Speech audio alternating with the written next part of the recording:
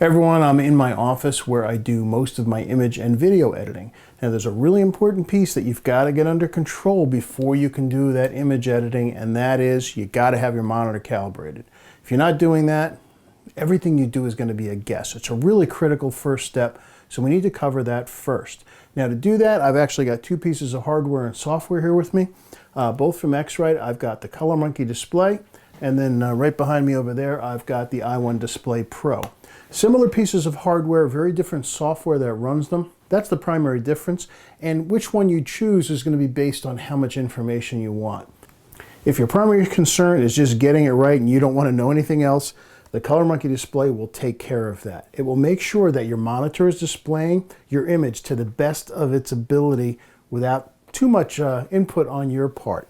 If you want a lot more data, if you want to know things like, oh, how uniform is my monitor from edge to edge, and you want to track the performance of your monitor over time, then the i1 Display Pro will give you that increased data amount if you really want to track those pieces of information.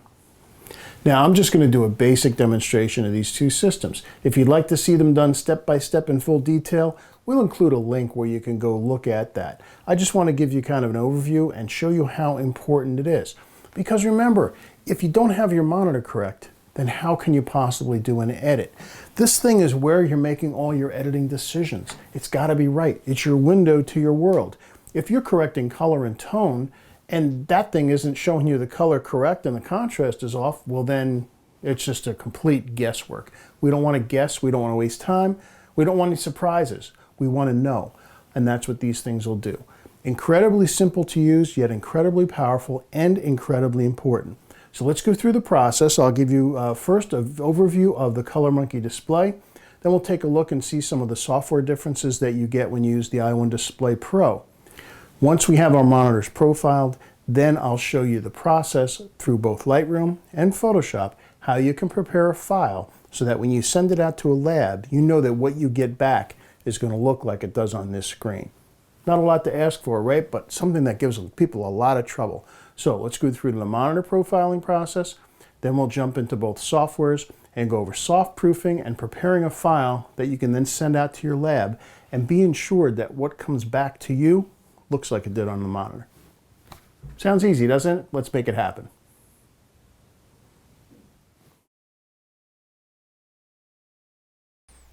Okay, so here we are in the ColorMunki Display software. We have two choices here. We've got Profile My Display, and we've got Profile My Projector. And we're after the display today, so we're going to choose that. And it sees that there's two monitors connected to the computer. We're after the laptop, so we're going to click on Color LCD, which is our laptop screen. Now there's an advanced and easy modes. We want to make it easy this first time around, so we're just going to click on easy, and we're going to let the software take care of everything for us automatically. We click on next, and it tells us to put the ColorMunki next to the monitor with the diffusion dome up, and it's going to measure the brightness in the room so it can pick a correct luminance for us. And it comes back and says it's 60 lux, so it will use that number to choose the correct brightness. Now we need to flip the diffuser dome over so that the lens is clear and we can place the ColorMunki right on that orange outline there as you're directed.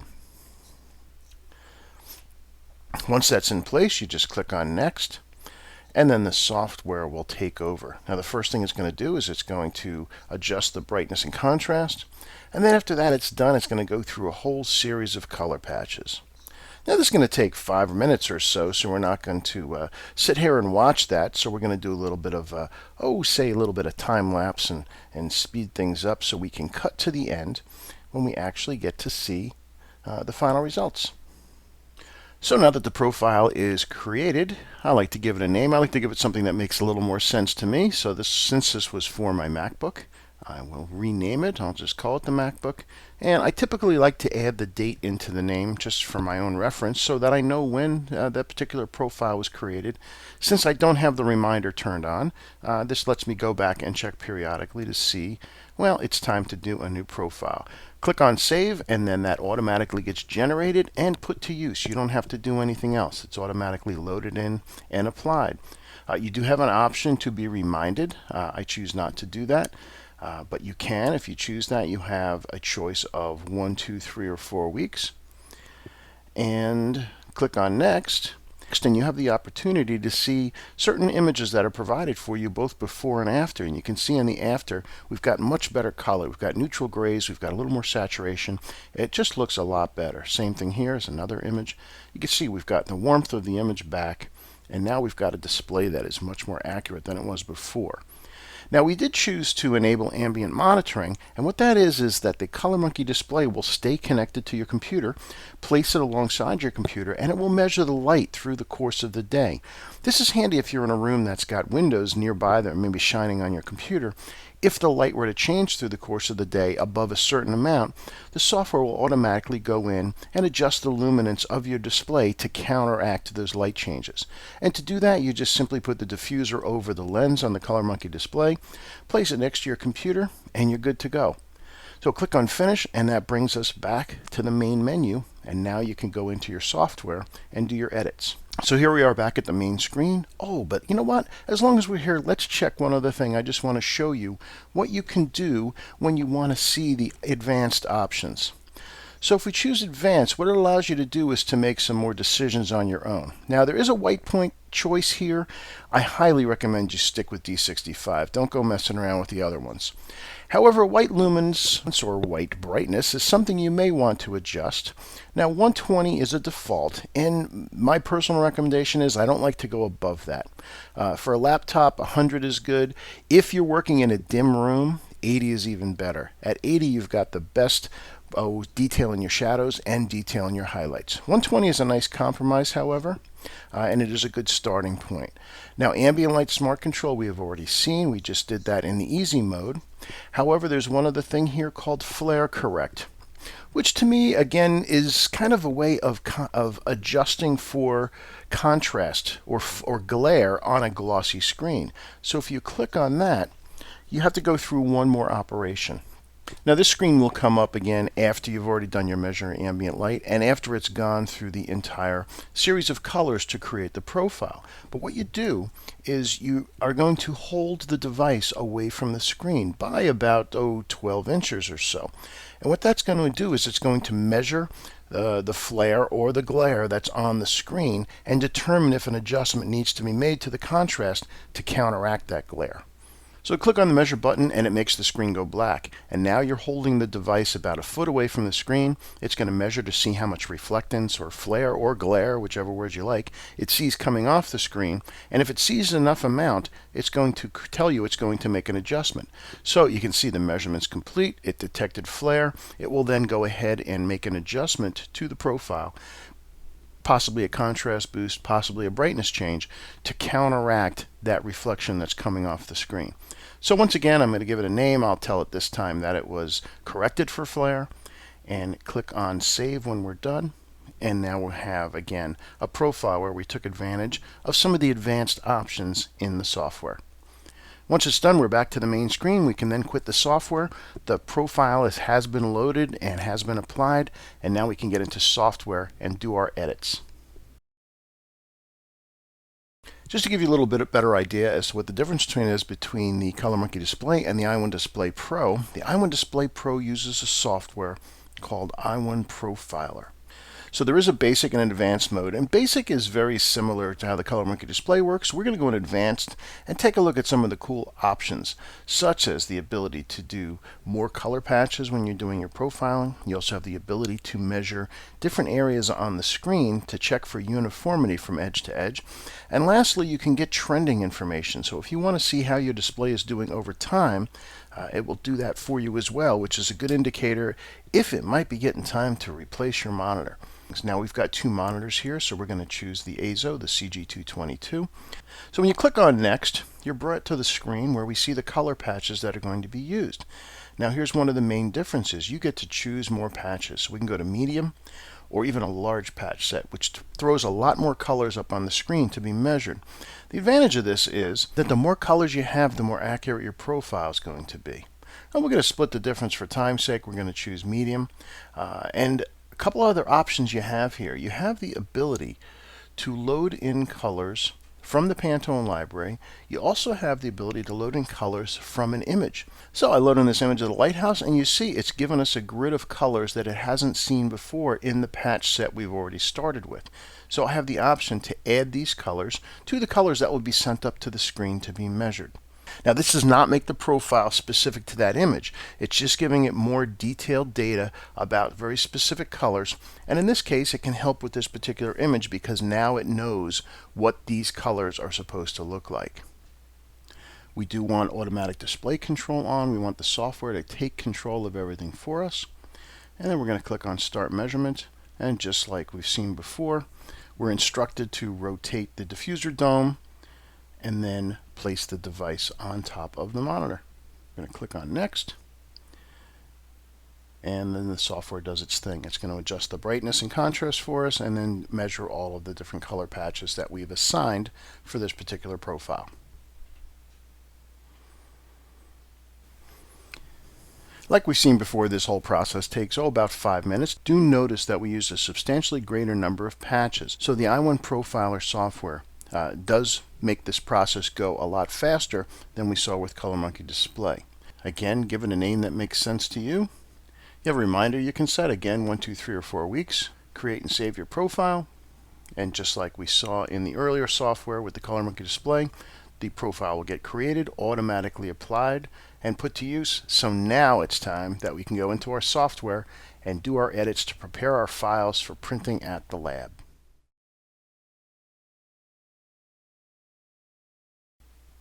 So now that we know our monitor is calibrated and it's showing us the images on the screen to the best of its ability, now we need to make sure that the files are going to print the way we see on our screen. And really, to do that, we need to do something called soft proofing. Now I'm going to take you first through Lightroom, and then we'll do the same thing in Photoshop. So here's one of the images we've been working on. In fact, let me hide this left panel to give us a little more real estate, make the image look bigger. In Lightroom, the process of soft proofing takes place in the Develop module, and you'll see a little note down the bottom left here. It says soft proofing. So we're going to turn that on, and up in the upper right hand corner underneath the histogram, we get some new options. Now, the profile. Where are you going to have this printed? Now, I've got all my own paper profiles, but I'm also going to be sending this print to Nations Photo Lab. That's where the NPL comes from. And I think this image is going to look really good on metallic paper. So I've chosen their profile. What I did was I downloaded it. Now, if you're using a lab that offers you profiles and you want to load it in, you come here under Other, because it won't show up until you tell it that you want to use it. And if you click on Other, what it does is it takes you into your system. It shows you all your profiles that exist there, and you can add and subtract them right here. And you can see I've got a lot for my own printers here. In general, they're listed alphabetically. So here's my 2 Nations Photo Lab. I've got one for luster paper, one for metallic paper. So they're already loaded in. Now, I decided I wanted to do metallic. The other choice I need to make is, do I want to use the perceptual or the relative rendering intent? And you can see when we click on one versus the other, perceptual looks pretty bad, relative looks great. Now, this is not something that's going to happen all the time, though. You might find that just changing to a paper, changing a different paper, like say from metallic to luster, is going to give you a very different result. That's why it's important that you choose this. Now, these rendering intents deal with color that is out of gamut. They're colors that maybe can't be printed correctly. So one way we can take a look at that is up here in the right-hand side, above the histogram, when we're in this soft proofing mode, is you get to see these are the colors that are out of gamut. They need to be moved. And the general rule of thumb, and doesn't always apply, the general rule of thumb is if you have a lot of color out of gamut, perceptual is going to work better. If you have a little bit, then relative. However, in this case, because of the color, because of that deep orange that just cannot be printed, it's going to have to shift it. And for some reason, because of this profile, relative looks better. Again, if we take a look at perceptual, you can see the image completely washes out. Not good. So relative rendering intent is what we want to use here. What you can do while you're here is create a proof copy. And this will create a virtual copy that has all of your settings ready for the lab. So I'm going to create a proof copy there, and it creates a new copy, and you can see when I highlight over top of the image, you can see it says it's the file name with NPL, or Nations Photo Lab metallic paper chosen. So let's take a look at one of our portraits of Tristan. Okay, now in this case, we don't want to go metallic. I want to go luster. I'm going to bring my side panel in because I want to zoom in a little bit, because I want to take a look at see what happens more closely. So here we have luster. Now here's relative. Now let's see what perceptual looks like here. And ooh, I like perceptual better for the luster paper. It's added some warmth. Remember this background, it has some brown in it. And take a look at the purple in her hair. When we go to relative, it goes a little too neutral. Her skin gets a little grayer. The background just doesn't look as nice. Perceptual is the answer here. And if we zoom back out, and I'll rotate through these again, you can see we lose the brown that was in the background for some reason. So in this case, for this portrait, going out to luster paper, perceptual is the answer. So I'll create a proof copy here. And now we have one ready to go. I did the same thing for a second portrait. Here is another one right here. And what's very cool, it's kind of hard. Let me see, I can compare them. We can put them side by side. What's very cool, and this is where the color checker passport has carried over, what you can see is even though the right image was shot in the studio and the left image was shot outside with a speed light, you can see that purple in her hair is identical. Very different lighting conditions. And what got us to this point was, if you remember in our first session where we used the color checker passport to make sure the color stays accurate and consistent through all our shots. So here we have very different lighting conditions, outside with a speed light, indoor and full studio strobes, and yet the color response, particularly you can see it in her hair, is virtually identical. So I've got my 4 images that have been made as proof copies. I've got this portrait and this portrait of Tristan. I have this one, which was in Bosque dell'Apache, and one more that are both designed for the metallic print. So I'm going to highlight these 4 images, and I'm going to click export. Now remember, this has all of the profile decisions made. I chose the rendering intent and I chose the paper profile. So now we go ahead and export these files, and there'll be some decisions we have to make in the export. First, where is it going to go? Well, I chose a folder on my hard drive, and it's actually called NPL. I've got images waiting to go out to the printer here, so I'll choose that. I'm going to, let's say, I'm going to call it test prints. And it will just add a sequence, or I could have just left the numbers alone. It really doesn't matter. Now, the lab is expecting sRGB JPEGs, so that's what I'm going to send them. I'm not going to do any image resizing, no more output sharpening, nothing else to the images. I just want this JPEG to be created with the rendering intent chosen for that particular paper based on what we saw on the screen. Click on export, and it will take those 4 images, put it in my folder. I can then upload those to the lab, and what I know is going to now happen is when I get these back from the lab, they're going to look like the images we see on the screen here. So that's the process in Lightroom. Let's take a look at the same process, and this time we're going to go into Photoshop. Now, Photoshop is generally my preferred way of soft proofing because it is very robust and it gives you a lot of options to make adjustments. So the process is a little bit different. Now let's go through that. What we need to do is go up to View, Proof Setup, Custom. And here's where we're going to tell it what is our profile. Now, I've decided that I'm going to send this to Nations as a metallic print. So I have their profile loaded in.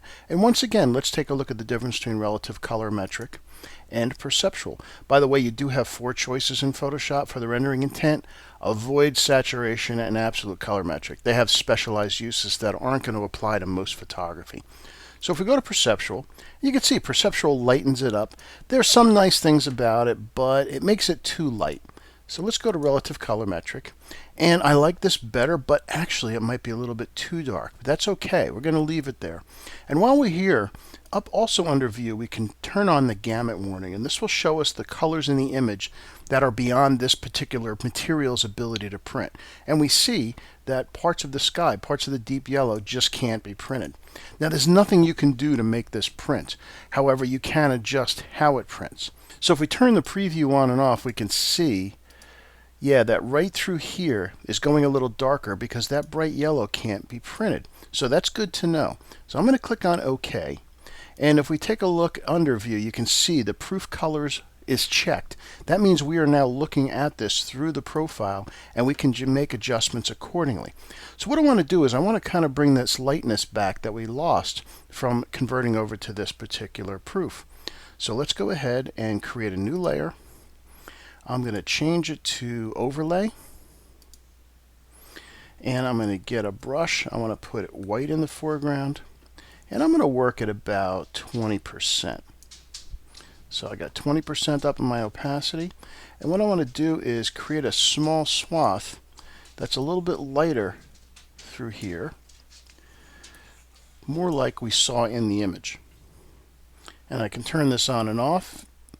And I like how it adds that kind of extra layer in between. I like that a lot better. Very good. So I'm happy with that. Now I also think the overall image is a little bit too dark, so I want to adjust that. A couple different ways I could do it. I could just do a brightness contrast, but I think I need to bring up the shadows a little bit. So I'm going to do a curves adjustment to this.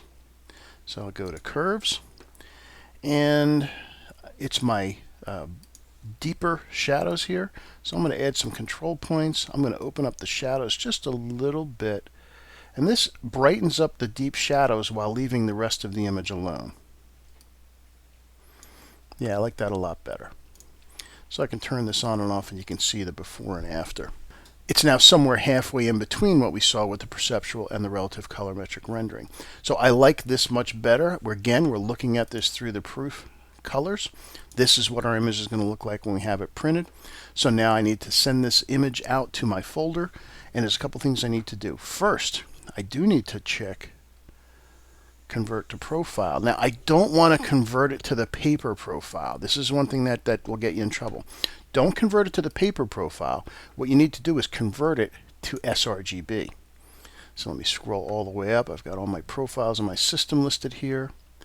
And sRGB is what I want to convert the file to. What's going to happen at the lab is they're going to convert it to their color space, but sRGB is what I want. So I click on OK, because remember, we've made adjustments based on the profile, and we are looking at it through that profile.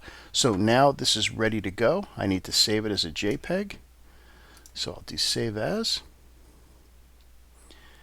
And I'll put this in my NPL folder. I want it as a JPEG. And we can see now the embedded color profile is sRGB.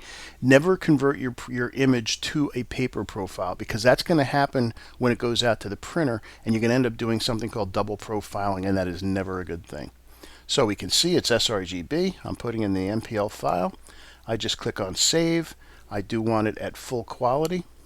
And now that image has been saved into the folder and is ready to go to the lab. Now, what if you've got an image that you're sending out to a lab and maybe you don't have a profile for it? Now, here's an image I want to have a big canvas made of, so it's not going to go out to a lab that I have a profile for. So what do you do if you're creating an image that you need to proof to a lab, but just generically? So if you need to do that, the proofing process is a little bit different. In this case, again, I go to View, Proof Setup, Custom. And in this case, our device to simulate our output profile is going to be sRGB. So we'll choose sRGB here. We did see a slight color shift when that happened because this image was in ProPhoto RGB. So it converted it from ProPhoto to sRGB, and it lost a little oomph when we did that. Let's check to see if we have colors out of gamut here. And nothing I see. And if we check perceptual versus relative, I'm not seeing a color shift. So when you switch back and forth between those two and you don't see any color change, that generally means that there are no colors out of gamut. So I've got this image ready to go out to a canvas, but it needs a little bit more. So I'm going to add first a brightness contrast adjustment. I'm going to brighten it up a little bit. I'm going to add a little more contrast. This is very common. This is actually going to end up going out to a big canvas. And they look better, more contrasty. That's better. And then I'm going to boost the saturation just a little bit. So I'm going to go to Use Saturation and boost that. That looks better. All right, so now if I turn off these two layers, you can see where we started, and that's where we are. Again, we're looking at a calibrated monitor, so I know this is what the file is going to look like. So once again, I do need to convert this to sRGB. You can see it was ProPhoto RGB. The rendering intent in this case does not matter because we didn't see a color shift between the two. And by the way, this is exactly the same thing you would do in Lightroom if you're going out to a generic lab. You're going to proof to sRGB. So then again, once again, I save this as a JPEG, because sRGB JPEGs are what the labs want. So again, we see our embedded color profile, sRGB, click on Save, and now this image is ready to go out to the lab as well. Now I'm actually not going to send this to MPL, I'm going to send this to one of my Canvas printers. This is actually going to go to a place called CG Pro Prints, and I'm really excited to see this because this is a big image. This image, let's take a look at the image size. Yeah, right now this is 17 by 40 at 300 dpi. I'm probably going to even have it printed a little bigger than that, probably 48 inches. I'm not going to resample. Let's see what resolution that leaves us. Yeah, 20 by 48, that works. 250 dpi or pixels per inch, perfect. Hit OK. And again, you don't have to worry about doing this resizing thing, because when you send it out to a lab, just send it out with the full resolution. Their printer drivers know how to size it to what they need. You don't do that. Don't resize. Just send them your best file you can. So we've seen soft proofing in both Lightroom and in Photoshop. Let's just jump back into Lightroom for a second. And again, as I mentioned, if you were just going to send this out to a generic lab and you don't have a profile for it, so when you do your soft proof in the develop mode, if I turn on soft proofing, again, what you're going to proof to is sRGB, not the paper. Because if you don't have a paper profile, just use sRGB, and that's going to work just fine because the lab drivers know how to convert a calibrated sRGB file into their printer space. So that's it for soft proofing. We've prepped our files for sending out to the lab. They're on the way out to the lab, and I can't wait to see the results.